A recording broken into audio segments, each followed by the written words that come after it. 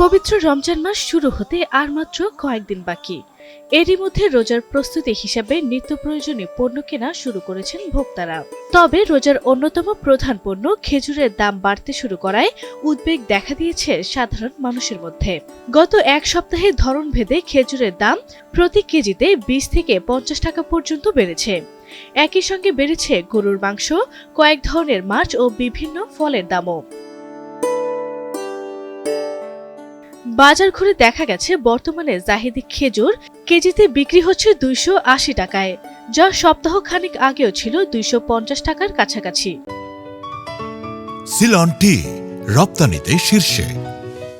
বড়ই খেজুর 480 থেকে 500 টাকা, দাবাস 500 টাকা, কালমি 600 থেকে 700 টাকা, শুক্কারি 700 থেকে 800 টাকা, মাবরুম 850 থেকে 1200 টাকা, মরিয়ম 1100 থেকে 1400 টাকা এবং মেরজুল 1200 থেকে 1500 টাকায় বিক্রি হচ্ছে।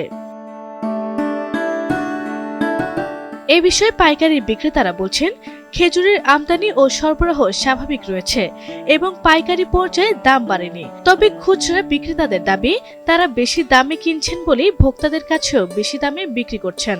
খেজুরের পাশাপাশি গরুর মাংসের দাম কেজিতে বেড়ে 750 থেকে 800 টাকায় দাঁড়িয়েছে, যা এক সপ্তাহ আগে ছিল 50 টাকা কম। রুই, শিং, কই এবং পাবদা সহ কয়েক ধরনের মাছের দামও কেজিতে 20 থেকে 30 টাকা বেড়েছে।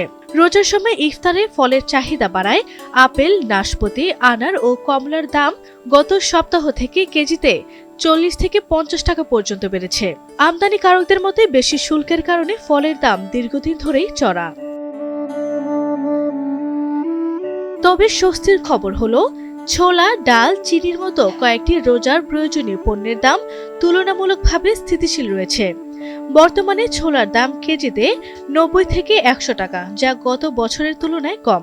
টিসিবির তথ্য অনুযায়ী চিনির দাম গত বছরের তুলনায় 17% কমেছে। ভোক্তারা বলছেন, কিছু পণ্যের দাম কমলেও খেজুর, মাংস ও মাছের মূল্য বৃদ্ধিতে রোজার খরচ কমছে না।